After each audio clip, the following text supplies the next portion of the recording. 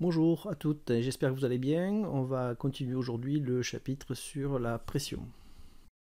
Donc aujourd'hui on va travailler sur la pression, enfin l'évolution de la pression dans un liquide. Alors on va commencer de suite par une activité expérimentale qui consiste à déterminer la différence de pression entre deux points d'un fluide au repos. C'est-à-dire en gros comment évolue la pression quand on descend plus profondément dans un liquide, non de l'eau. Pour ça, le matériel, on a besoin d'une éprouvette graduée, d'un tuyau muni d'une règle graduée en centimètres, d'un appareil appelé pressiomètre qui sert à mesurer la pression, et d'une piscette d'eau distillée. Alors je n'ai pas chez moi une piscette d'eau distillée, donc je l'ai remplacée par un bécher d'eau. J'ai donc réalisé pour vous cette expérience, donc j'ai commencé par remplir l'éprouvette d'eau jusqu'à 2 cm du bord. Ensuite j'ai relié le tube plastique qui était relié à la règle graduée au pressiomètre. Ensuite j'ai allumé le pressiomètre. J'ai introduit le tube et la règle graduée dans l'éprouvette comme ceci, de manière à ce que le tuyau soit immergé à 5 cm par rapport à la surface du liquide. Et j'ai obtenu une pression de 1021 hectopascales. Donc j'ai reporté dans le tableau, on va le voir juste après, et j'ai recommencé l'expérience à 10 cm de profondeur, 15 cm de profondeur et 20 cm de profondeur. Et voici les valeurs que j'ai obtenues en réalisant l'expérience. Nous allons maintenant effectuer les calculs demandés. On demande d'abord de calculer PB moins PA. PB, c'est la pression au point B, c'est-à-dire 1025 hectopascales. PA, c'est la pression au point A, soit 1021 hectopascales. Si on effectue la soustraction demandée, on obtient 4.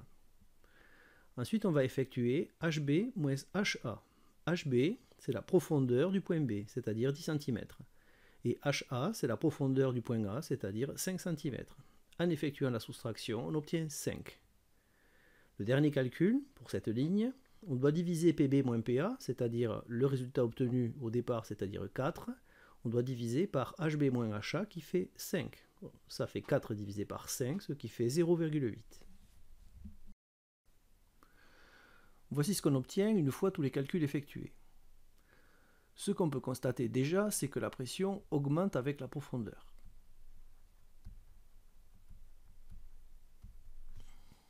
Ensuite, si on prend deux points, M et N, de profondeur respective HM et HN, c'est ce qu'on a fait ici plusieurs fois.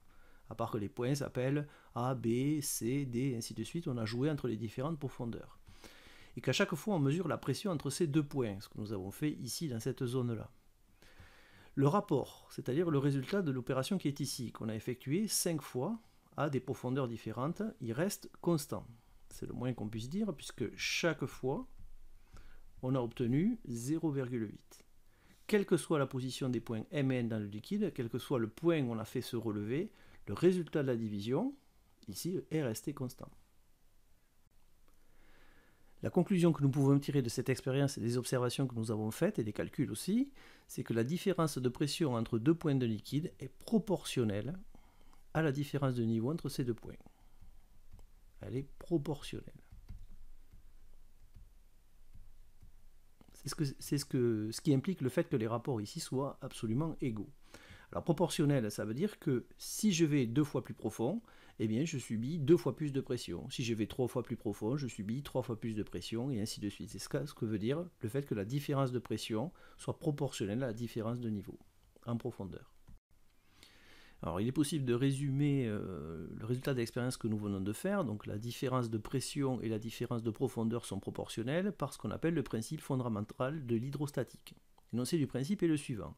La différence de pression entre deux points d'un liquide au repos est donnée par cette relation. Alors je sais, ça peut faire peur.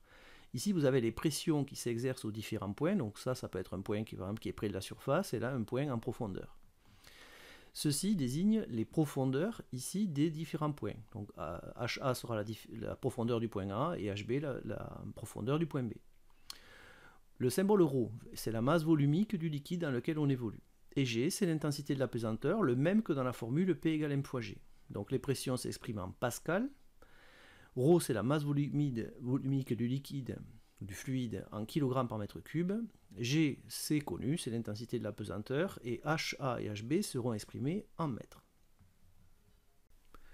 Alors ce qu'on va voir maintenant, c'est une application dans un exercice de la formule qu'on vient de voir, que je vous rappelle. La formule est la suivante, c'est PA moins PB, sont les pressions, égale ρ, la masse volumique, fois G, l'intensité de la pesanteur, fois HA, la profondeur du point A, moins HB, la profondeur du point B. Alors voyons l'énoncé. À la surface d'une mer, un plongeur s'apprête à descendre. La pression au niveau de la mer est de 1015 hectopascales et la masse volumique de l'eau de mer est 1030 kg par mètre cube. On demande de calculer la pression, en pascal, subie par le plongeur à 50 mètres de profondeur. Donc pour décoder cet énoncé, on va faire un petit schéma. Donc on va dessiner dans un premier temps la surface de la mer. Donc ici, on a un point en surface, et ensuite on a notre plongeur qui se situe à 50 mètres de profondeur. Donc là, on va matérialiser un deuxième point. Et le conseil que je vous donne, c'est de mettre toujours le point en profondeur, l'appeler A, et le point à la surface, l'appeler B. Ça facilitera vos calculs. Ça peut marcher dans l'autre sens, mais ça facilitera vos calculs. Alors, je vais refaire cette lettre B qui était horrible. Voilà, comme il faut. Alors maintenant, on va lire l'énoncé et essayer de trouver le maximum de valeurs chiffrées dans cet énoncé. Déjà, B se situe en surface. Donc la pression au point B, c'est la pression au niveau de la mer, c'est-à-dire en surface, c'est-à-dire 1015 hectopascales. Donc on va écrire que PB est égal à 1015 hectopascales.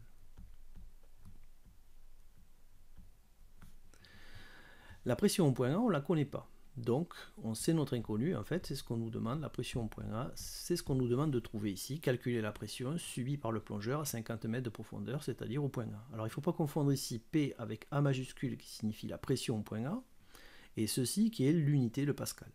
On voit que le A est minuscule. Ensuite, on va reporter les profondeurs. On sait que B est en surface, donc la profondeur du point B, c'est tout simplement 0 mètre. La profondeur du point A, c'est-à-dire HA, ça va être 50 mètres, puisqu'on se situe à 50 mètres de profondeur. Donc dans la formule, on va pouvoir remplacer PB par 1015 hectopascales. On va pouvoir remplacer HA et HB par les valeurs que nous venons de voir. Il nous reste à remplacer ρ et G. Alors ρ, c'est la masse volumique. Donc ρ, en fait, ça va être 1030 kg par mètre cube. C'est la masse volumique de l'eau de mer. Donc ça va être ρ dans la formule. Et G, on sait que c'est l'intensité de la pesanteur, celui de la formule P égale M fois G, donc G doit être égal à 9,81. Donc on peut maintenant remplacer tout, sauf la pression au point A, qui est notre inconnue. Le souci qu'on va avoir, c'est le respect des unités. Si vous remontez sur votre cours, j'avais dit que les profondeurs devaient être exprimées en mètres, c'est ici le cas, donc on n'a pas de problème. Pour ρ et G, on n'a pas de souci. Par contre, on va avoir un problème ici sur PB. PB est en hectopascal, or dans cette formule, les pressions doivent être exprimées en pascal. Donc ici, PB, au lieu de mettre 1015 hectopascal, on va mettre 101 500 pascal. On a vu au cours de la semaine dernière comment on convertissait des hectopascales en pascal. Alors remplaçons les différentes lettres par leur valeur. PA, c'est notre inconnu. PB vaut 1015 hectopascal qu'on a converti en 101 500 pascal. De l'autre côté, ρ fait 1030 et G fait 9,81. À l'intérieur de la parenthèse, HA c'est 50 mètres, le moins de la formule, et HB fait 0 mètre. Alors, je vais mettre une petite délimitation ici. Et donc, il nous faut résoudre cette équation. Alors, elle paraît très impressionnante vue comme ça, mais ce qu'on va faire, en fait, c'est qu'on va garder le membre de gauche tel quel, et on va calculer la valeur du membre de droite. J'ai fait le calcul pour vous, et j'ai obtenu 505 215. Pour finir de résoudre cette équation, évidemment c'est simple, puisqu'ici on a notre inconnu, on a un moins, donc on va emmener ce nombre-là de l'autre côté, et le moins va se transformer en plus. On va donc obtenir PA, la pression point A, donc la pression à ce niveau-là, c'est 505 215 plus 101 500. Ce qui fait 606 715. Et l'unité, c'est le pascal. Alors, poursuivons l'exercice. À la première question, on a calculé la pression subie par le plongeur à 50 mètres de profondeur et on avait trouvé 606 715 pascal. On demande maintenant de calculer la différence de pression entre le niveau de la mer et une profondeur de 50 mètres. Et on demande de convertir cette différence de pression en bar. Alors la différence, ça veut dire qu'on va faire une soustraction au niveau de la mer. on a une pression de 1015 hectopascales. D'accord? On sait que 1015 hectopascales correspond à 101 500 pascals. Et donc la différence, c'est 606 715 moins 101 500, ce qui fait 505 215 pascals. Donc le fait que le plongeur soit descendu à 50 mètres de profondeur, il est passé d'une pression de 101 500 pascals à 505 215 pascals. On demande maintenant de convertir ce résultat en bar. Alors je vous rappelle ce qu'on a vu dans le cours précédent, c'est que 1 bar, c'est 100 000 pascals. Voilà. Donc on peut faire un petit produit en croix. Si 1 bar correspond à 100 000 pascals, à combien de bars correspondent nos 505 215 pascals? Donc il suffit de faire un produit en croix, on obtient 1 fois 505 215 divisé par 100 000, ça fait 5,05215 bars. Voilà la pression qui règne à 50 mètres de profondeur dans de l'eau salée. Terminons cet exercice avec la question suivante. La plupart des sites relatifs à la plongée sous-marine indiquent qu'en plongée, la pression augmente d'environ 1 bar tous les 10 mètres. Les calculs de cette application confirment-ils cette affirmation? Alors, ce qu'on a constaté, c'est que quand on est passé de la surface à 50 mètres de profondeur, l'augmentation de pression était d'à peu près 5 bars. Donc on a pris 5 bars de plus en 50 mètres. Alors on voit, si on a pris 5 bars à 50 mètres, ce qu'on peut voir, c'est qu'on a pris 1 bar en tous les 10 mètres. Si vous n'êtes pas persuadé, on peut faire ici un petit produit en croix. Si on a pris 5 bars en 50 mètres, combien de bars on prend en 10 mètres? Et le produit en croix va nous donner 5 fois 10 divisé par 50, ce qui fait 1 bar tous les 10 mètres.